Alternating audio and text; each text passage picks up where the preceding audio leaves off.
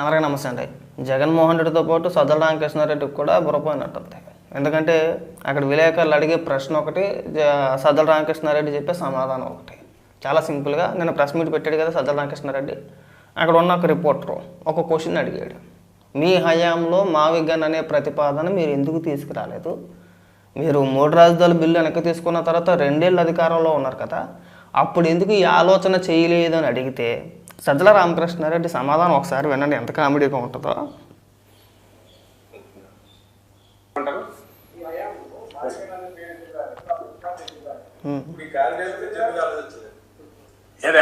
మా హయాంలో కారిడార్ గురించి ఎందుకు చెప్తున్నారు కదా, వైజాగ్ ఆప్షన్ అనేది మనం ఈ స్టేట్ లో అది ఒకటి ఉంది అనుకుంటే, వైజాగ్ అనేది కూడా పార్ట్ ఆఫ్ ఏపీ అనుకుంటే, వైజాగ్ కు మించిన సిటీ ఏదన్నా ఉందా?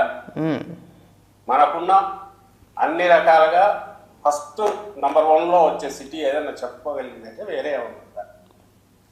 పోనీ ఈరోజు చంద్రబాబు నాయుడు గారు ఏమన్నా వేరే ఉందని చెప్పగలుగుతున్నాడా? ఆయన తెస్తున్న పెద్ద పెద్ద సాఫ్ట్వేర్ కావచ్చు, ఇంకోటి కావచ్చు, ఎక్కడిస్తున్నాడు?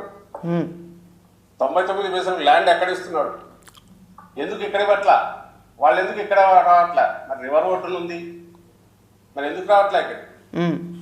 వాళ్ళు ఎందుకు అక్కడ అడుగుతున్నారు? చంద్రబాబు నాయుడు గారు ఎందుకు అక్కడ వైజాగ్ ఇస్తున్నాడు? ఆయన అదే చెప్తున్నాడు. ఏం చెప్పారు? ఆయన అదే చెప్తున్నాడు. జగన్మోహన్ రెడ్డి గారు దానికి ఇంకొక శోభనిద్దాము, అక్కడే గవర్నమెంట్ సీట్ని పెడదామని. నీకైనా బుర్ర పని చేస్తుందా, లేదంటే తాగిళ్ళావా, లేదంటే ప్రెస్ మీట్ తాగి పెట్టావే? నాకు అర్థం కావట్లా. అడిగిన ప్రశ్న ఏంటి? మీ హయాంలో ఈ మావిగన్ ప్రతిపాదన ఎందుకు తీసుకురాలేదు? క్వశ్చన్ అంతేనా?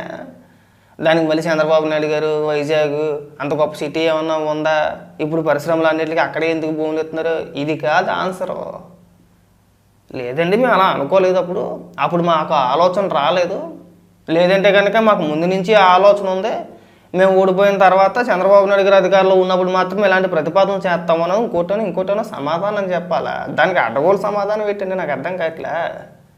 అడిగిన ప్రశ్న నీకు 1-2 సార్లు అడిగారు కదా, చాలా స్పష్టంగా అడిగారు కదా. మీరు అధికారంలో ఉండగా మావిగన్ ప్రతిపాదన ఎందుకు తీసుకురాలేదు?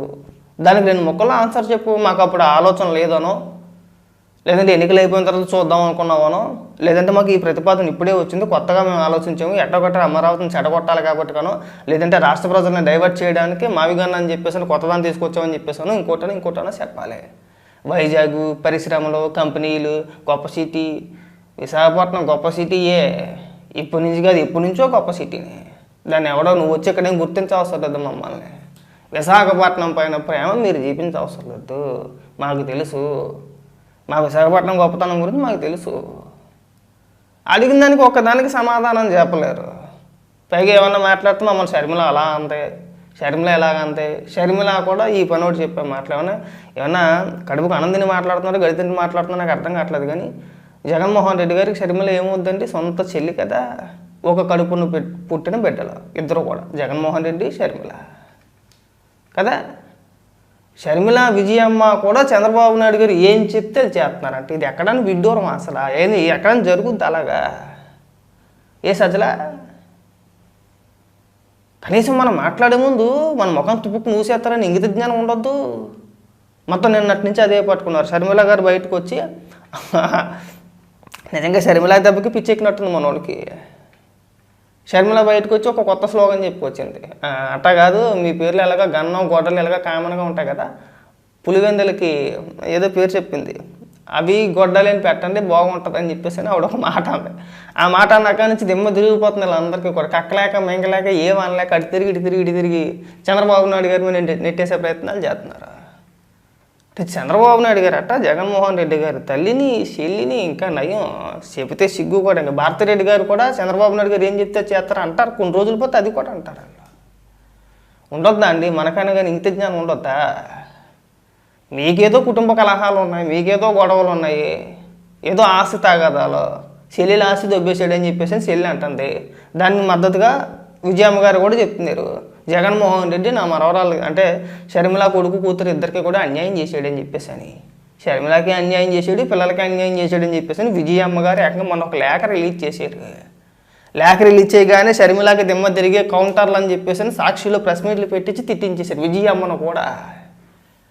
ఇంతకన్నా దరిద్రం ఎక్కడైనా ఉంటుందండి? ఏంటి ప్రపంచంలో ఎవడైనా సరే సొంత తల్లిని తన పార్టీ నాయకులు తిట్టిస్తాడా?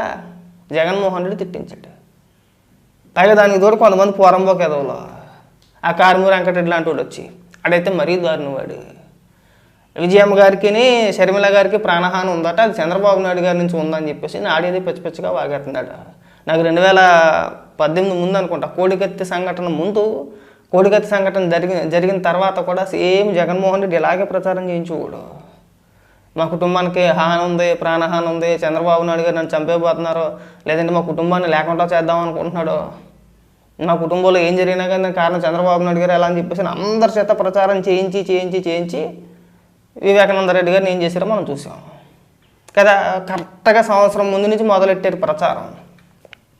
ఈ ప్రచారం మాట మాకు ప్రాణహాని ఉంది అని చెప్పేసి వాళ్ళే లేపేసుకుని చంద్రబాబు నాయుడు గారి చేతిలో కత్తెట్టేశారు. కోడికత్తి వాళ్ళే చేయించుకున్నారు. ఇవన్నీ మనకి ప్రత్యక్షంగా కనబడుతున్నాయి. ఇవాళ వచ్చి మళ్ళీ షర్మిల గారికి ప్రాణహాని ఉంది, విజయమ్మ గారికి ప్రాణహాని ఉంది అని చెప్పేసి మళ్ళీ ఒక ప్రాపగాండాను ముందుకు తీసుకొచ్చారంటే మళ్ళీ జగన్మోహన్ రెడ్డి ఏదో స్కెచ్ చేసాడు అని చెప్పేసి అనుకోవాలి. ఇంక జనాలేమో అంత కొత్తోళ్ళేమీ కాదు. మరి ఈ మాటలు ఇంకా కట్టుబెడితే బాగుంటుంది. ఒకసారి షర్మిల గారు ఏం మాట్లాడారో కూడా వినిపిస్తామనండి.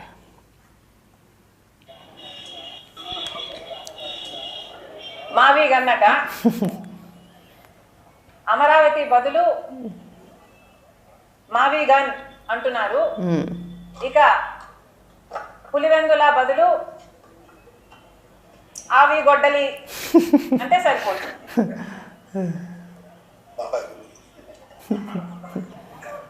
అందరినీ అవుతున్నారు పాపం. ఎలాగో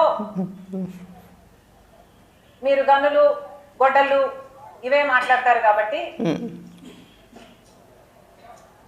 దీనికి మావి గన్నుకు మీ పేరు పెట్టండి, పులివెందలకి అవినాష్ పేరు మీద ఆవి గొడ్డలి పెట్టండి. చివరికి సొంత చెల్లి కూడా జగన్మోహన్ రెడ్డిని ట్రోల్ చేస్తుంది. ఇలా బాధ అదే. ఎందుకని ఇప్పుడు మనం ట్రోల్ చేయకుండా ఉండాలంటే ఏం చేయాలి? కాస్త బ్రెయిన్ ఉపయోగించి, బుర్ర ఉపయోగించి మనం ఏం మాట్లాడితే ప్రజలు ఏమనుకుంటారో, నవ్వుతారా నవ్వరా అని చెప్పేసి ఆలోచన చేసుకొని 10 మందితో చర్చించి ఇక మనం ఇలా పేరు పెట్టాలనుకుంటున్నాం, ఇలా మావిగాన్ అని చెప్పేసి నా దగ్గర ఒక ప్రతిపాదన ఉంది, పేరు బాగుందా, లేదంటే కామెడీగా ఉంటుందా, లేదంటే నవ్వుతారా, ట్రోల్ చేస్తారా, లేదంటే మనకి ఇది రివర్స్లో కొట్టుద్దా ఏంటి అనేది ఒకసారి 10 మందిని అడిగి తెలుసుకుంటే ఇలాగ కుటుంబ సభ్యులు కూడా ట్రోల్ చేసే పరిస్థితి రాదు. టైం ఉండదు. అదేదో ఇదిలాగా ఏకాగ్రలాగా ఏక నిరంజన్ అనమాట. ఏ నిర్ణయం అయినా సరే ఒక్కడో తీసేసుకుంటాడు, ఒక్కడో తీసుకుని ఇలా నెత్తి మీద తెచ్చుకుంటాడు. అంతేనా? ఎక్కడి నుంచి అయినా సరే వైసీపీ కార్యకర్తలు కావచ్చు, నాయకులు కావచ్చు, మీరు ఏదన్నా షర్మిలాకి కౌంటర్ ఇవ్వాలనుకుంటే బ్రహ్మాండంగా ఇవ్వచ్చండి, ఎలాంటి అభ్యంతరం లేదు. కానీ మరి అసహ్యంగా చంద్రబాబు నాయుడు గారు ఏం చెప్తే అది విజయమ్మ షర్మిల మాట్లాడుతున్నారో, చంద్రబాబు నాయుడు గారి చేతిలో కీలు బొమ్మలు ఇలాంటి పదాలు వాడమాకంటే చాలా ఇబ్బెట్టుగా, చాలా చిరాగ్గా, మాకు సిగ్గేస్తుంది చెప్పుకోవడానికి. అది అంటే మీకు తెలియట్లేదేమో కానీ ప్రజల్లోని చిచి ఈడేటరా బాబు, సొంత చెల్లిని తల్లిని కూడా చంద్రబాబు నాయుడు గారు ఏం చెప్తే చేస్తారని చెప్పేసి అని మాట్లాడుతున్నారా? చెల్లి మెచ్చుకోదు, తల్లి మెచ్చుకోదు, ఇంట్లో కుటుంబ సభ్యులే ముఖం మీద తుప్పుకు మూసేస్తారు. అలాంటిది మనం ఎందుకు నమ్మాలని చెప్పేసి ఆలోచనలోకి వెళ్ళిపోయారు ఆల్రెడీ. మీరు షర్మిల అని విజయమ్మ గారిని